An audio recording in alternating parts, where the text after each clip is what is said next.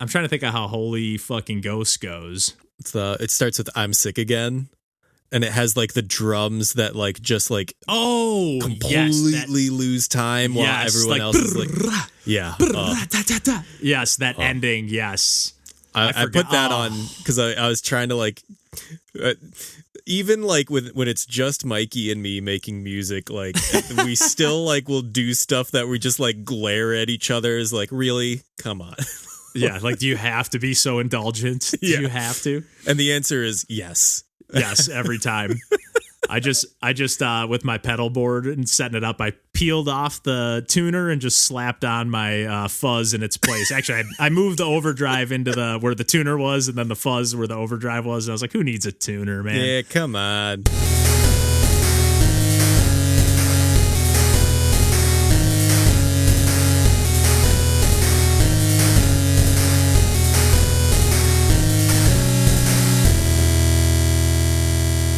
Hey, everybody. Welcome to Pursuing Pixels. My name's Kevin Portelli, and I'm here tonight with John Hines. Hey there. And it's just the two of us this week. We're always battling our choppy internet connections, I feel, when it's just the two of us. For whatever reason, when we did like the clap, sync it up, and even just now I'm like, oh, there's a little extra delay.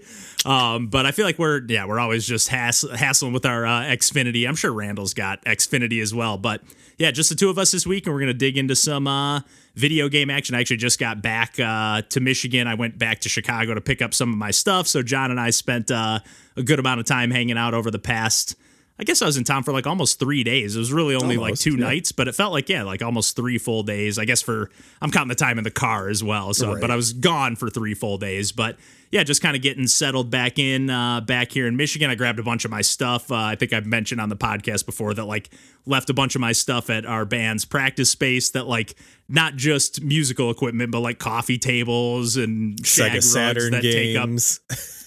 Exactly. And my Switch games, which I think I've also mentioned on the podcast. I was like, I got my copy of Luigi's Mansion 3 in one of those boxes, and I got to play that before the end of this year, at least if I want to stick to my New Year's resolution, which I have to. That's actually like the next game on the docket for me to start booting up. I was going to try to maybe even squeeze it in to talk about on this episode, but I was like, I'll give myself a little bit of time, and if I got to shuffle around the the order of the releases a little bit to make sure Luigi's Mansion gets into 2022, we'll make it happen. But all that rambling aside, I did want to give a shout out to this game. I actually played just like a tiny bit of the demo the other day. Can't remember. I think I played just a little bit of it because I didn't have my controller hooked up or something to that effect. It's a puzzle platformer called Woten DX. Traveler's Dream is like the subtitle. And apparently I think Woten was maybe even Woten DX because the startup screen, and I just played the demo of this. It said like it was a Humble original, and that said like it was originally released through the Humble bundle or something like that, and now this is like a more fleshed out version of that game. So I don't know exactly. I never played the original or anything like that, but the game caught my eye initially just seeing like a couple like GIFs or something like that of the game in action. It's kind of like a single screen, but you're like scrolling through, so it's not a Metroidvania per se, or at least not what I played in the demo, but you can like go to one screen and then it just like as soon as you go off the screen, it snaps to the next one, and then you're kind of solving a series of puzzles on that screen, and then but you will backtrack a little bit. And basically the move set in this game, and I guess I didn't finish that thought, the reason it caught my eye too, but other than the GIF just like the gameplay looking cool, it kind of has like almost like like the way I kind of described it is like it's almost like a Game Boy Color game in HD. It just looks like really crisp, but it has those kind of softer colors, but they're just a little more bold than they are on the Game Boy Color games. I don't know. It just looks really nice and crispy. Somebody even said, I posted like a clip of it, and they're like, oh, this looks nice and creamy. And I was like, that's a perfect word for it.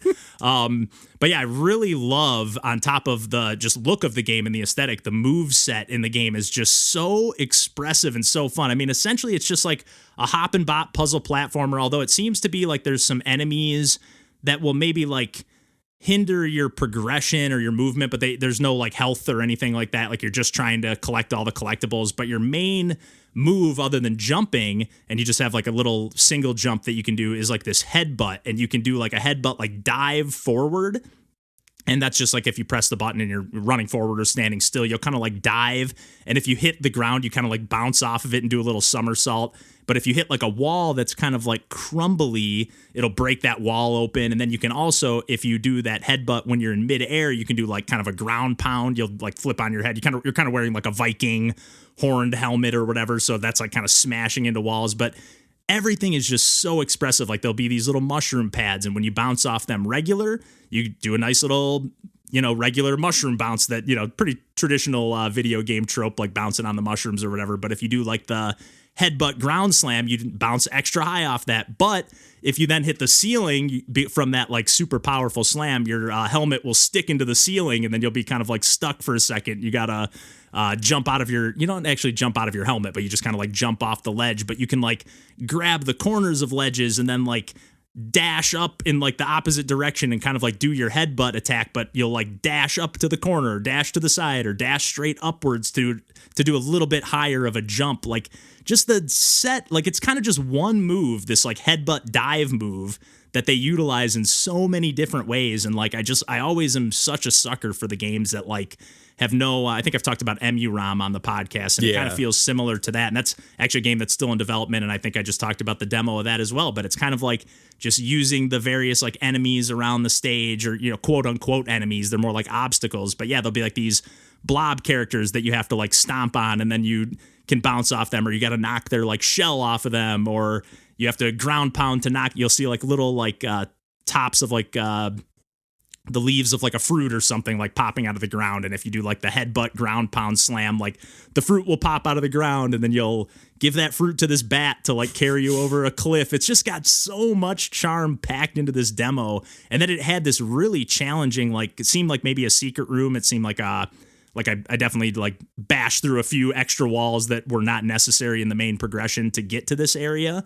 But it went to like this secret like challenge room where there were like essentially two of me, and there was like one of my regular character that was clearly like more filled in, and then kind of like a ghost version of me.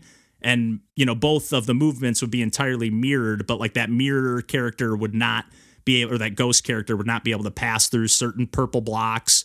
But then my regular character would be able to. And there was like screen wrapping and all these crazy like single screen challenges. And you just had to like meet the two characters together again. So almost like you're like putting your soul back in your body or whatever. And then you like get to progress through the level. But it was actually quite I don't know, there were probably like 10 or 8 or 10 screens of like that ghost merging with the body again challenge. And it started getting really tricky. Like I was like, man, am I gonna have to give up on this demo? But yeah, I'd only played like just a couple stages of it before I busted my controller out. And I was like, you know what? I don't have a ton of other stuff to talk about on the podcast today. And I was like, I was really, really loving what I played of that. So I went back and played the whole rest of the demo, and it just like has me beyond, I know I say this all the time, the king of hyperbole, but I'm just like, I cannot wait to check out the full release of this game. Like the level design from literally the first screen of the game is amazing. Like right, and like just the way there's like the visual cues, like it's basically, if you're just like paying attention, like right off the bat, I was like, this looks a little suspicious, and I just went like the opposite way, and it's like, oh, here's another little secret area, and there's just like journal entries everywhere. You don't have, I love how like for me, I don't really dig into all that lore stuff all that often, so it's like it just tells you, hey, you found it, and it's kind of a collectible, and then I can go into the menus and read it all if I want. But being that I was just playing the demo and not getting like fully into the experience, quote unquote, I was like, man, I'm just really into the mechanics, and I'm really, and the music is just phenomenal. I truly don't have a single gripe, and it just, it is a pretty traditional game, but it just like, I don't know, the move set just feels pretty unique, pretty distinct, and like really, I feel like there's just a lot of potential for adding new environmental, I don't know, just like the way you can like, you can grab and swing from the bottom, or not swing, but like dangle, like almost like monkey bar off the bottom of like tree branches. And like, I don't know, the moveset just feels so, I could have just ran around in an empty room in that game. Maybe give me a few little corners to grab or something like that. But oh man, it's just such a fun and such a stylish game. I really, really can't wait. It's from Grapplebug Studios, and I don't know if it was their first release or whatever, but I'm really pumped that they're like, that they saw like, hey, we got a cool idea here with Woten. Let's do this DX version, or this Traveler's Dream, or whatever this souped up version. I'm really excited to see more of this game. Yeah, I don't really know what else to say about it, but I'm really pumped. Yeah, Nice. level designs are just absolutely stellar. And yeah, the demo is only like maybe 15 minutes worth of gameplay, maybe 20. So it's like, oh man, if they just give me more of that, I'm here for it all day. But speaking of being here for it all day, while I was over visiting you in Chicago, I feel like you were getting plenty of this game in, which I was not complaining at all. I know Lauren kept saying like, "Hey, you want to let Kevin play?" I'm like, "You clearly weren't like around much when like DJ Steve and I lived together, and I would just sit there and watch them play like Uncharted all day. Like I'm just like I'm sipping on a beer and just enjoying relaxing while somebody because I'm too indecisive. I never pick what game I want to play or what movie I want to watch or whatever. So it's like kind of nice to just have somebody else, and then I can grab my Switch or do that if I want to. You know, I played a little Demon Throttle on the side. I'll save that for later or when Randall's back with us. But yeah, I was like, you know, I enjoy watching other people play some games, and especially was enjoying watching this one. But enough rambling from me here. So yeah, I was not being a particularly good host when Kevin was in town because had been playing Rogue Legacy 2 nonstop, which is the long-coming sequel from Cellar Door Games to Rogue Legacy, which was an early days of roguelike, that explosion of indie games that were all in that genre. Yeah. And I played a ton of that original game, and like it was one of my all-time favorites. Like it was just doing it run after run and like really satisfied with it. And for whatever reason, like I just was not following the development of 2 at all. And it wasn't because I didn't have any interest in playing it. It was more just like, you know, I didn't really want to play an early access game for something that I had played for so long, and I kind of wanted to just get it as a finished product. And in the recent Nintendo Indie Showcase, they're just like, all right, Rogue Legacy 2 is out on Switch, and I just immediately picked it up same day and have not stopped playing it since. It's yes, and I know we've said this a million times, but I love when they do those like drops out of nowhere. I mean, maybe people knew it was coming or whatever, but I love when they do those like Indie World or Nintendo Direct, like, oh, this game's out right now on the eShop. I love it. Yeah, and it was sold to me years ago in early access as just an improvement in every possible way over the original. And I honestly think that is the best description of it. Like every conceivable way, like it is just a better, more polished version of a game that I loved. And it is like unbelievable to me. Like I don't want to, if you really care about it, and if you really love the original Rogue Legacy, I would absolutely tell you, like, just skip this and just go into it without any more information and just pick it up and start playing it, because like from like starting it, like, and seeing, you know, all of the extra stuff that was added, and it was a really extensive and like highly customizable game in the first one.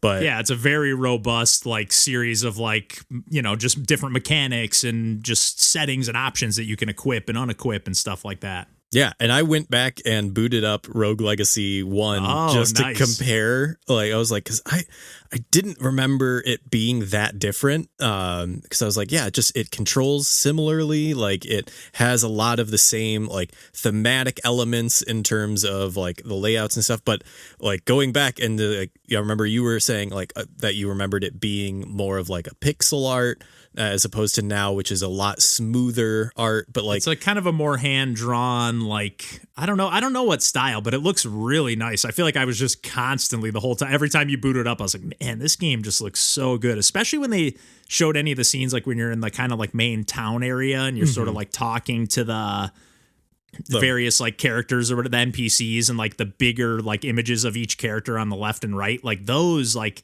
kind of portraits of the characters looked so cool, I thought. Yeah, everything about it. But from the like opening area, and it like kind of in the first game there were 4 main areas that got randomized each run, and in this one like the very first chamber that shows the boss door, just like it did in the first one, had 6 portraits over the door as opposed to 4, and I was already like just so excited. I was like, good, this is just a bigger game that will have more of it.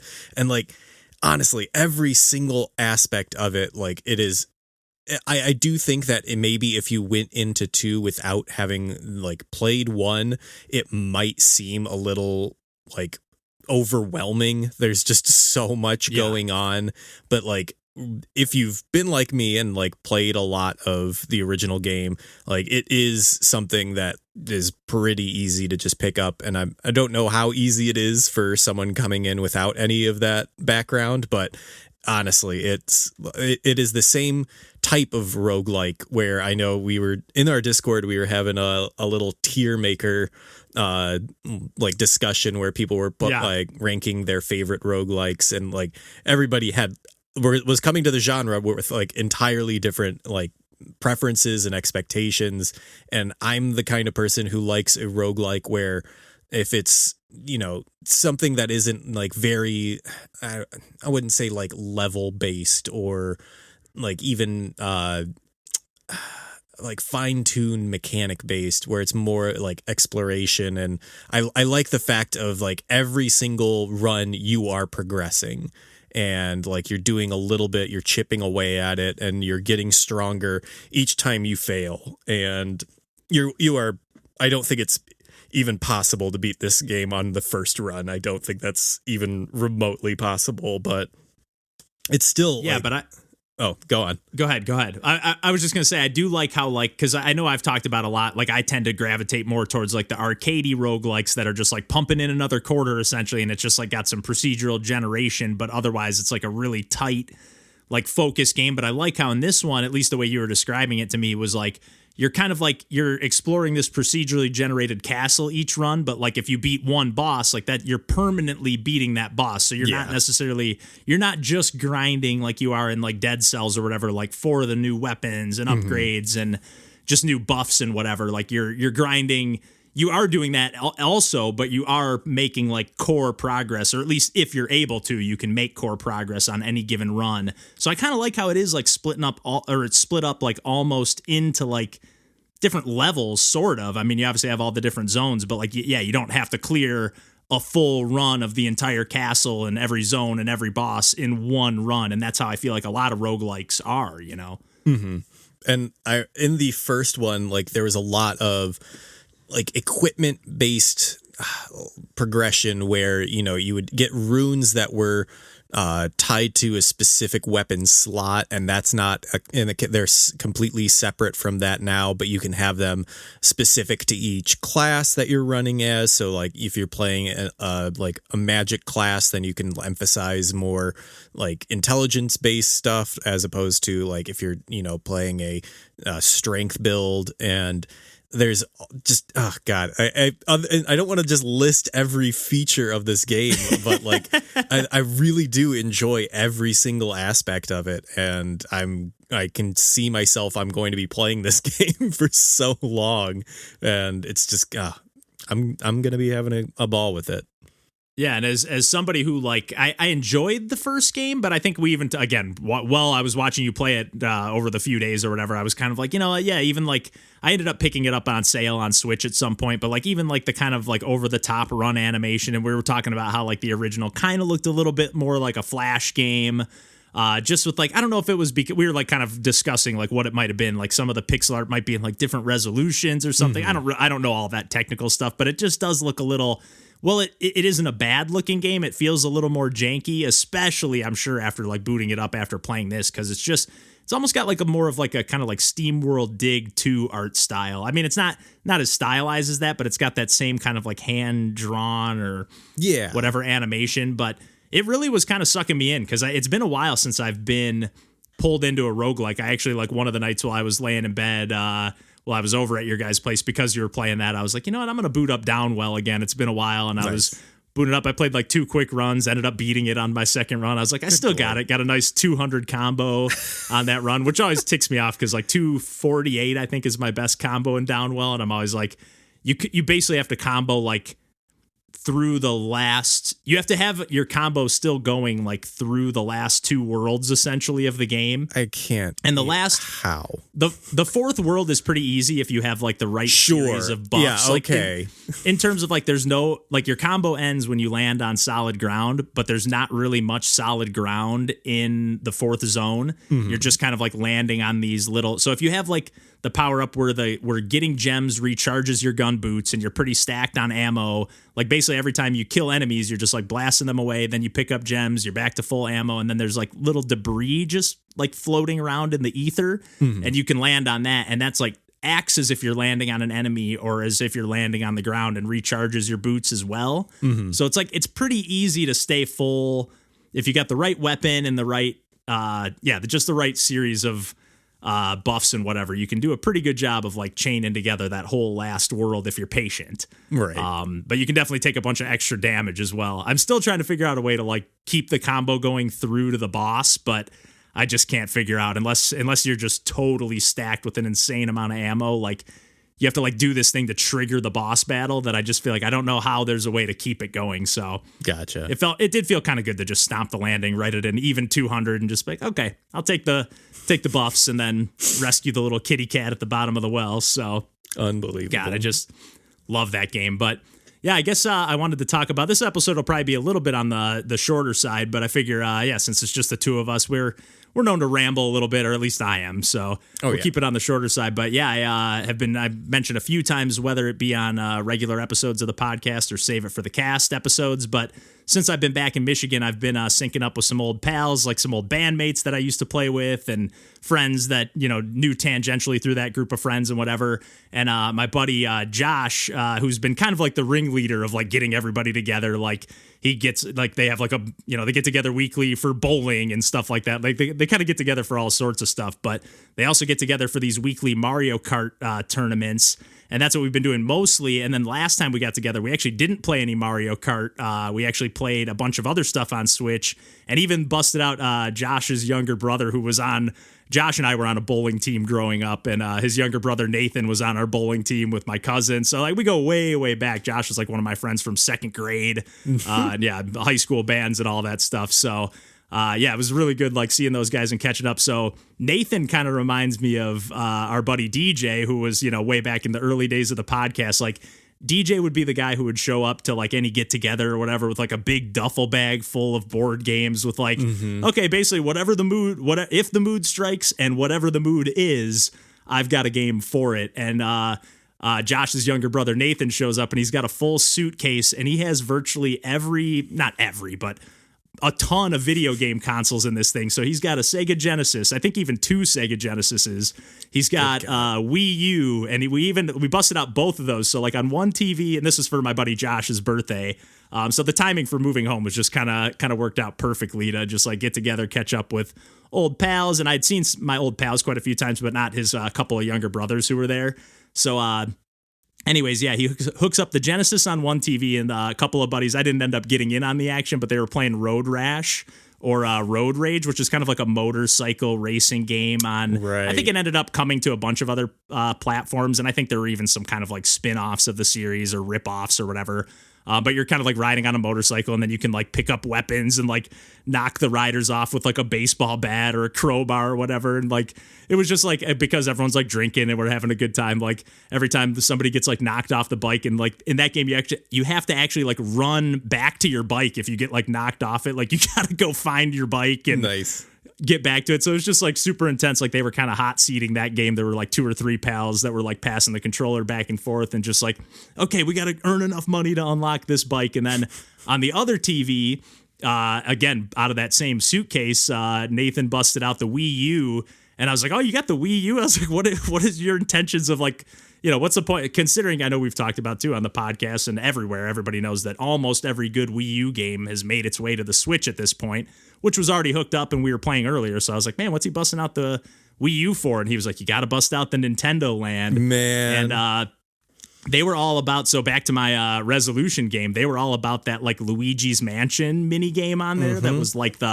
you have 4 Luigis and then, or 4, I think they're all Luigis, 4 Luigis and 1 like ghost character. The ghost character plays with the gamepad, and I feel like there's so many missed opportunities for like that asymmetric multiplayer gameplay with that gamepad. It's so good. It's such a good system that like, yeah. Go on. Yeah, and well, even with like the Zelda games we've talked about, like, or even when I've been playing the little bit of, which I still need to play more of that, but Link Between Worlds, like having the dual screen of just like being able to reference the map on a win, like that. I do miss that a lot. But anyways, we ended up playing a good amount of runs. I ended up getting like for the last like maybe 5 or 6 runs, I was going ham as the ghost. I was playing pretty terrible as Luigi. So basically you got 4 Luigis running around in kind of like a Pac-Man-esque maze area. And the ghost is invisible to everybody unless they're doing like one of their actions, like if they're trying to grab somebody, or if you can do this like charge thing that like drains everybody's flashlight batteries if you fill up this meter all the way. And essentially, like, everybody else has to just kind of communicate, and their controllers kind of rumble, and you get a few other indicators that, like, oh, the ghost is nearby. And then once you grab somebody as the ghost, you have, like, maybe a second or two to, like, kind of scramble away. Well, everybody can see you, but you can kind of try to position the person you grabbed, like, in and, you know, further away from where everybody else is at or whatever. But I ended up kind of going on a bit of a run at the end. Like, I was just winning every run with the ghost. And it was like, you know, we were kind of jumping around. Everybody was hot seating the game, but it was like, it wasn't super long or anything, but yeah, like 5 or 6 runs, there was like a little mini rivalry. Like everyone's like, dude, fuck you, Kev. Like, you gotta stop getting us. But basically, as soon as everybody started actually communicating, like, and once Nathan started playing, like he was watching us play and whatever, he's like, all right, you guys are fucking this up. You're letting Kevin win. He's like, okay, you know, he's like, basically, yeah, as soon as they started communicating, like, okay, you block this door, you block this door, it's like, okay, I got nowhere I can go at this point. But when they're just scrambling, like, he's on the bottom.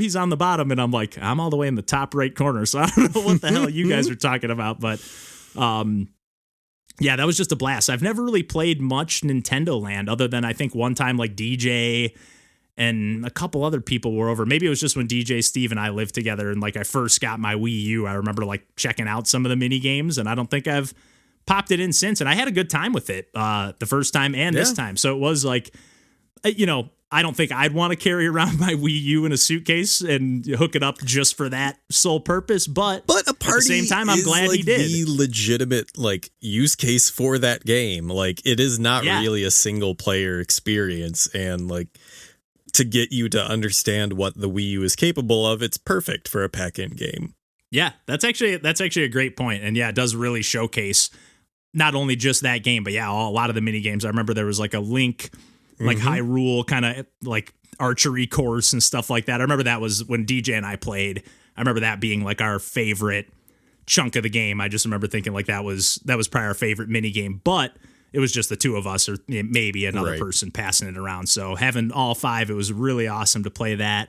And then I mentioned that we played some Switch as well, and I've dogged on both of these games pretty extensively on the podcast. And I guess I talked a little bit about Mario Kart 8 on the podcast, and I haven't dogged on that really, but I've talked about it on some recent Save It for the Cast. And like, yeah, we've just been doing like those 32 race tournaments with the crew and just kind of like, it's pretty crazy. Number one, again, like I said, like I'm supposed to be the video game guy, and they're just like smoking me. Even like they were talking trash, like, oh yeah, our buddy AJ, who wasn't there the first couple times, like, oh, he's terrible, you'll be able to beat him, and he was smoking me. Like, you know, I was definitely coming in last of all the human players every time I've played with anybody. And even on some races, I would come in like 8th or 10th place, you know, with a few computer players in front of me. So I mean, it's not messing around. It's a rough game once you get to the higher difficulties. Like, yeah, we're playing 150cc, and then also like, yeah, just trying to learn all the new courses, because there's all the new, like, even the ones when I feel like, oh, I'm familiar with this one, they've tweaked the courses quite a bit. Like when you do like I think it's Calamari Desert, the one with the train from N64. Like they add like these, like one of the laps, you're like actually like going like through the train, like tunnel. Like they just change it so much. Like it's definitely not like, you can't just go, oh, I remember this track from before. Like, And it's not just, oh, they added like a vertical embankment. Like they like really kind of changed some of the tracks. But all of them are completely different. Like when we've played like Mario Kart 8 with our friend Mikey, like he is so much better than us. But then like the first time I felt competent in playing multiplayer with you guys was when we like busted out the Nintendo Switch Online and I was playing the like Mario Kart 64 ones. And that was like the first time I was like, oh, this is my game. This is the one I win at. I lose at all the other versions, but this one is the one that I have ingrained into my muscle memory. Yeah. And it's interesting playing, like there's now a handful of courses, like I guess there's just like a couple of new courses, which I've played a decent number of times, like the Hyrule courses and the couple of F-Zero ones that they added. But now they've added the ones from like Mario Kart Tour from the like mobile game. And there's quite a few of those. And they're wild courses. They're really cool too. Like they have a lot more. I think there are at least a couple more that like kind of have that, like, the Wario like skiing level that's kind of all one lap, or every lap is like you're just going down the mountain the whole time. Like there's not actual laps that you're going around. There's just kind of 3 different like finish lines that indicate the laps. And I feel like there were some new courses like that. My buddy Josh was even saying I guess he used to play the mobile game quite a bit, but he was like the controls and like just the way the game works is so different. So it's kind of interesting I forget, he talked a little bit about what the differences were, and it was just something about like the drifting and stuff. Yeah, the drifting is different in every single game, which is like, we talk a lot about like, a consistency between titles, especially in like Nintendo games, but like Mario Kart, for whatever reason, is one that they can get away with like just completely reinventing like core mechanics while still keeping basically the same control scheme. Like the timing is always different per title, but like the control is the same. Yeah, and it's interesting that like a game that like had entirely different mechanics, they're able to essentially take courses, and I'm sure they're tweaking things and changing things here and there to accommodate, the changes in this game, or just to make it flow smoother or whatever. But it's still pretty cool. It's fun to like, I'm just so glad. I know we've talked about this on the podcast too, but I'm just so glad that like they went this route with Mario Kart, as opposed to, hey, here's another $60 Mario Kart 9 or Mario Kart Ultimate or whatever. I would love to just see them keep adding to this Mario Kart franchise. But on that tangent, or I guess before I got on that Mario Kart tangent, the games that I was going to mention were Mario Golf Super Rush and Mario Strikers Battle League, which are now your favorite titles, and they completely replaced the old versions. Oh man, let me tell you, it's definitely not the case with either of those games. But that said, playing it in a party setting where we were, again, for my buddy Josh's birthday, and my buddy, I can't remember if it was Nathan. No, I think it was his other brother, Spencer, who was kind of pushing the Mario Golf, who really wanted to play it and play some Strikers. And for Strikers, we were playing, again, I feel like I talked about it on the podcast when we talked about the game kind of initially. I feel like that game is almost built to be played 8 players, like 4-on-4, everybody controlling an individual player, and you're just kind of focusing on what you're doing as that player, on the field. And we weren't playing quite at that level. We were just playing 2-on-2, but it did start to get pretty competitive. Like once everybody started getting the hang of the controls, and I still, like, that's the main gripe I had initially, was just like the game was so immediate to any, like, as long as you have some video game familiarity, it's basically an arcade, like 2-3 button game. Yeah, there's more complexity to the original, but than just being a 2-button game. But I mean, you can really, get the core mechanics down quickly and then start to master them, or at least improve at them very quickly. Where in this, you're like, oh, I got to get the timings down. I got to remember which button's lob, which button's regular pass, which button switches players, which button. It gets a little bit hectic, and I still have pretty much all the same gripes. But that said, just spending a little bit more time with it and getting the hang of things, and it was a more fun experience, especially being played with 4 players and with some pals and stuff. And they were, I've mentioned too, when we talked about Strikers, like they were a group of friends, like that high school band, like that whole group of friends, we were really into Strikers. Yeah. That was kind of the first group that got me into that. And then, moved to Chicago and have played it with quite a few different groups of friends now. But yeah, I do feel like it's still pretty slow paced. Like it's just like it almost feels like you gotta kind of, not to go back to Rogue Legacy, but it feels like you do sort of have to like grind a little bit to get those new gear items and then equip the right ones. And it's just like, there's just like a little too much going on. Yeah. And a little bit, I don't know, but it's still like, I don't know. But It was I scratching don't some of that think- itch. At the same time, like, I don't think Nintendo could basically just re-release like something at the same like depth level as like the original Strikers. Like, I think people would lose their minds. Like, be like, you expect me to pay like $60 and like I can't even like there's not. I can't customize each character's like stats, and I get that it feels like extraneous, and yeah, I don't think it necessarily adds anything to the game, but I think the expectation is just there that games need to be a little bit more than just like a multiplayer experience. Like, they need to have some depth that like, which I don't necessarily agree with, but I absolutely think the expectation is there, and like that's especially from a first party game from Nintendo. I don't think that they could, like, they kind of have to artificially add like complexity to it, longevity and stuff. Yeah, because it feels like I just wish they would be a little bit more in tune with, like, it makes sense to do that with like Splatoon 3 or Mario Kart or like the big massive releases, but when it's kind of like a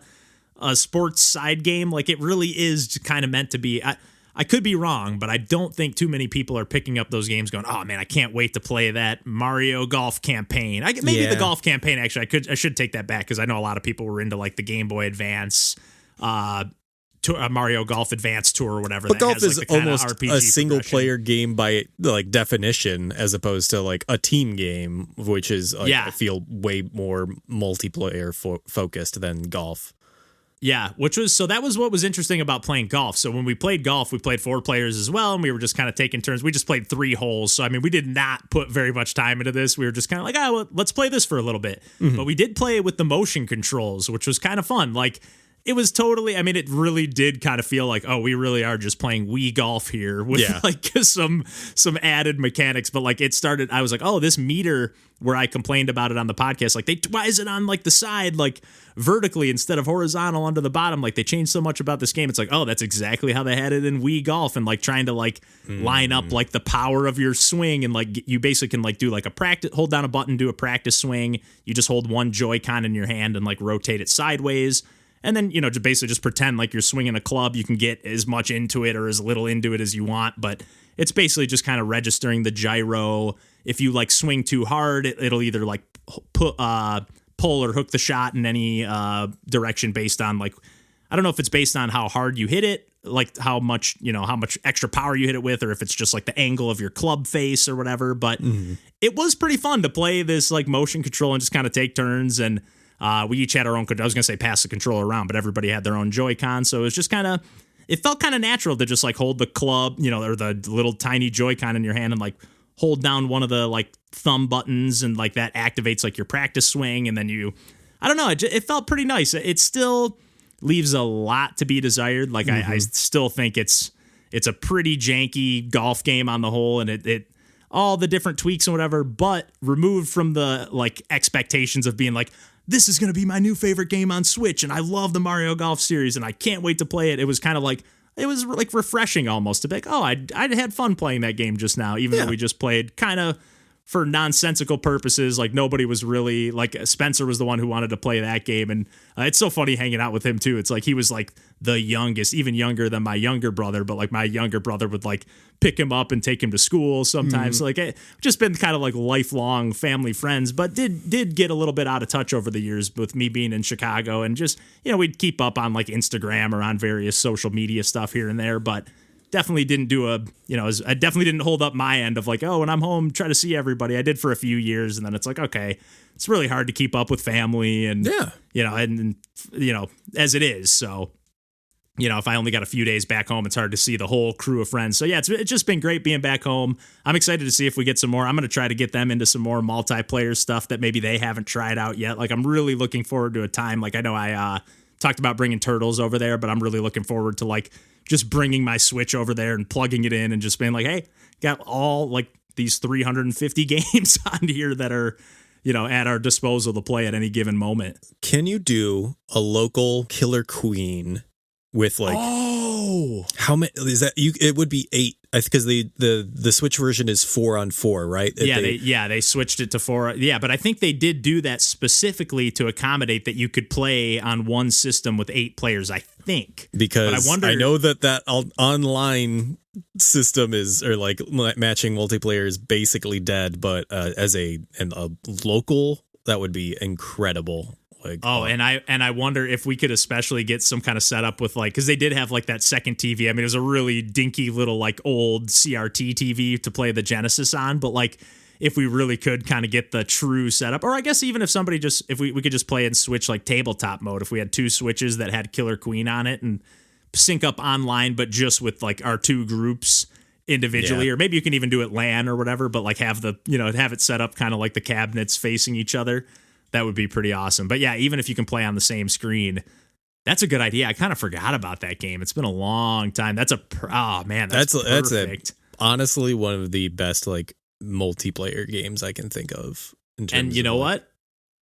Back to Strikers, it's kind of a 2-button game. There's more complexity to it, but it's hey, this jumps or this. There's more you got to get the berries and you got to take them to the doors and you got to do this and that. But you can figure that out as you go, as long as you just get the movement from the get-go. And that's how multiplayer games, at least for me, need to be, especially if they're kind of party games. I shouldn't say need to be, how I prefer them to be. So you can just get right into the action. People who as long as they have some familiarity with games, you can't just hand somebody who's never played a video game a controller and be this jumps, this shoots. Okay, let's go. Let's play some Strikers. It's not going to be that easy. But with Killer Queen, you could just give the person who's never played a game, it's just get on the snail. Get on the snail and hold left. Or don't let the snail, watch the snail. Don't let the snail do anything on the other team or whatever. Yeah, I totally forgot about that game. Oh, man. That's early days of the Pursuing Pixels podcast, I feel. Yeah, did we talk about it when it was at Logan? At, I think the so. Actual physical cabinet? Oh, man. That was great. Yeah. Great Some time. good... The only downside of there being so few of those cabinets around is that you feel the pressure of if I'm going to play, I got to be serious about playing, or there's always some kind of tournament or league or something going on, and you're okay, I either can't get a turn, or if I do, I feel I'm wasting everyone's time. I get that pressure. Even when I would go golf in real life, I'd always feel oh, these people are waiting for us to tee off. I got to hit my shot quick. I get real impatient or anxious when people are waiting or watching me or whatever. So it is kind of nice to have Killer Queen in the comfort of your own home.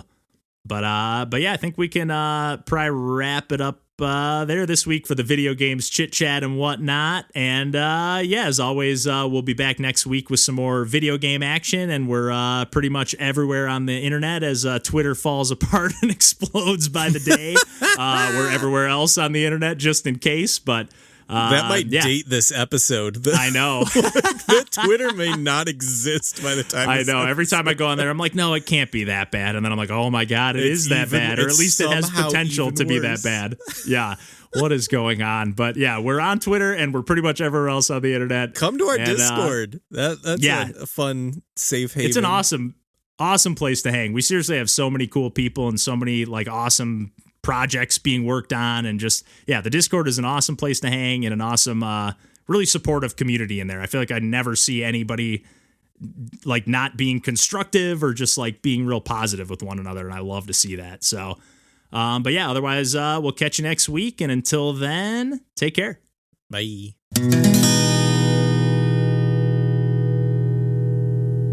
But yeah, what do you got going on for the rest of the evening? Just getting to bed, and